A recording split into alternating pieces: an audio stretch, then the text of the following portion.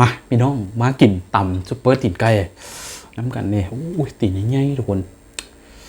จุกๆเลยมาเนี่ยครึ่งโลมาคำได้แค่มันอ่ะ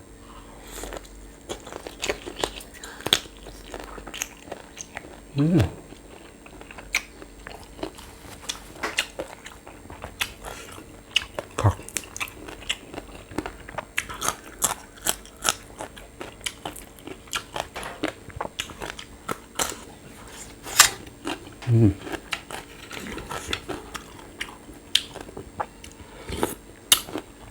โอ้หนัวคักเป็นนัวสองห่วง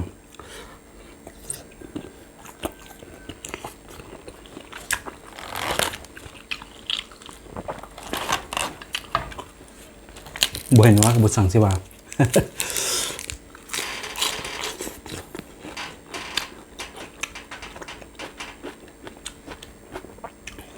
หมึกมัน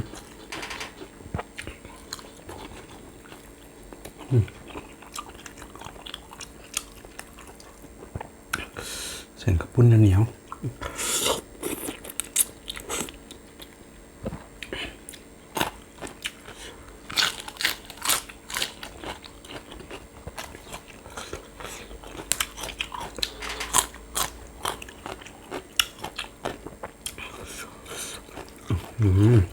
พั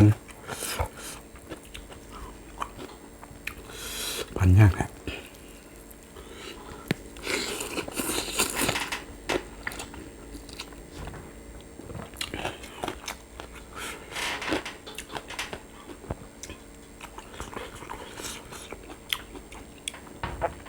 ที่จุก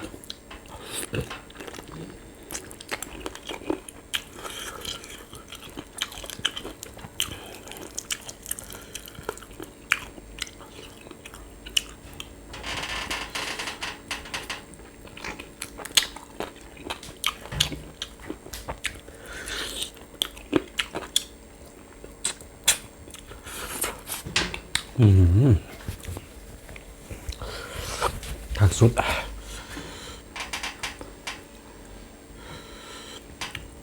นะทุกคน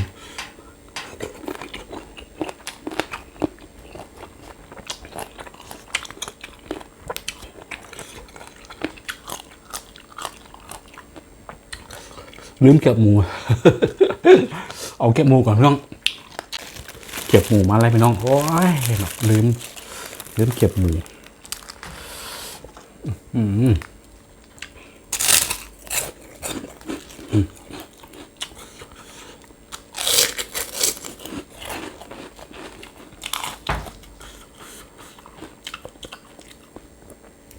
ขาดสุด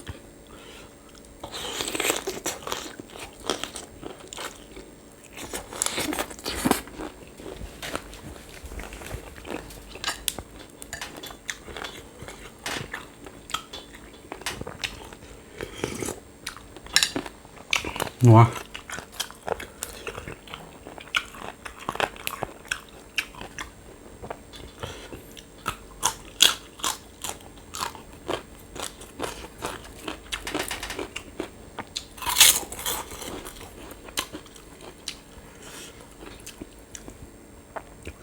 อมาเส้นข้าวปุ้นแซ่บครับทุกคน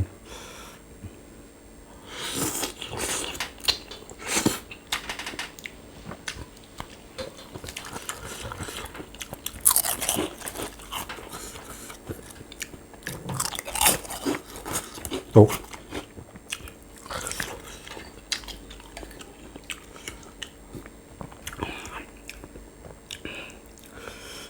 ตีนะนุ่มๆต้มด่วนเติบ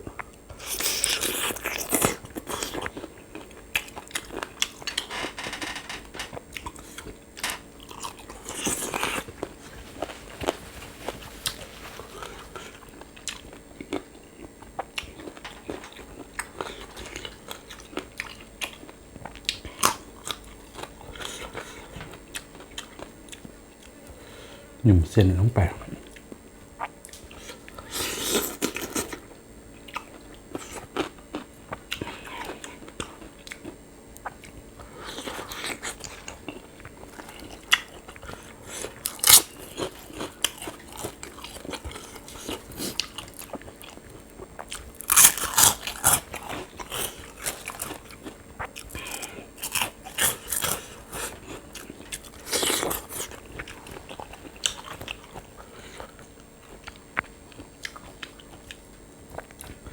ตำเองหมักนัวก็ใส่นัวหมักธรรมดาก็ใส่ตามใจแล้วก็เป็นบรรดาต้นเมนต่างๆก็อันลิมิตตามใจซื้อเพิ่นจะได้น้อยก็เข้าใจเพิ่นเนาะเครื่องมันแพงก็ซื้อหลายอันหลายแนวมาผสมเข้ากัน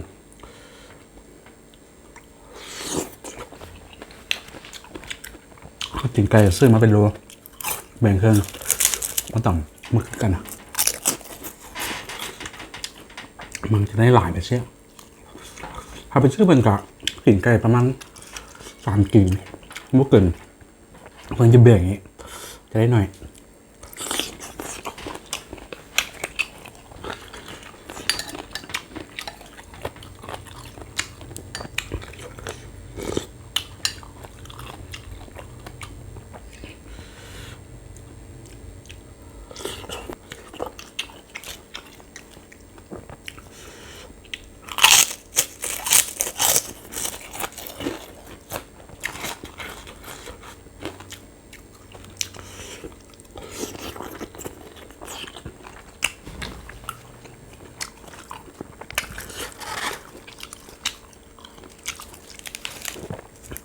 สลัดเกาะ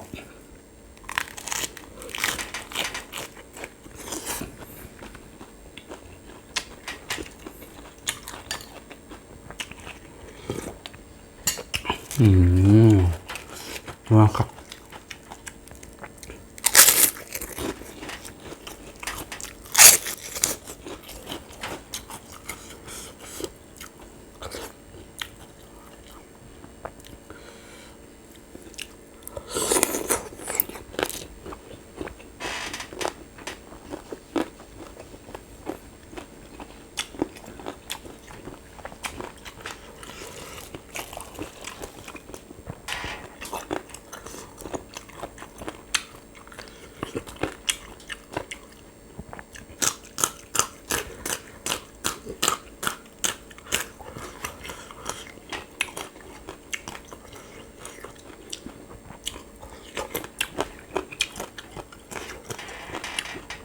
มีหนวดนะ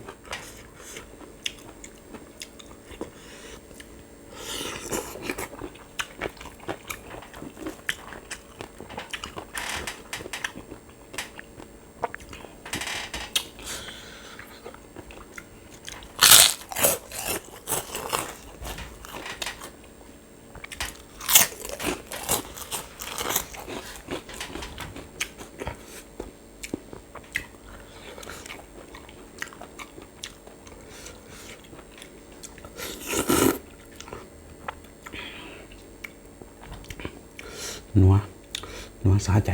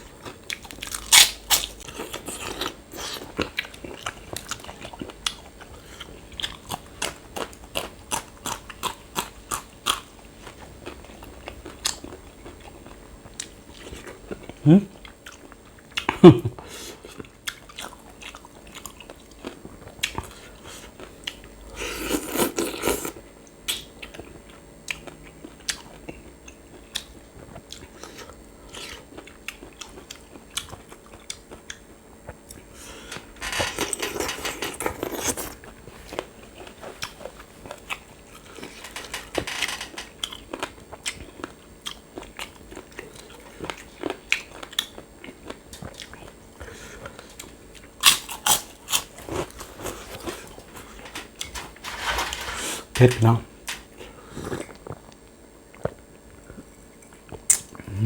น้ำเย็นๆคักสุด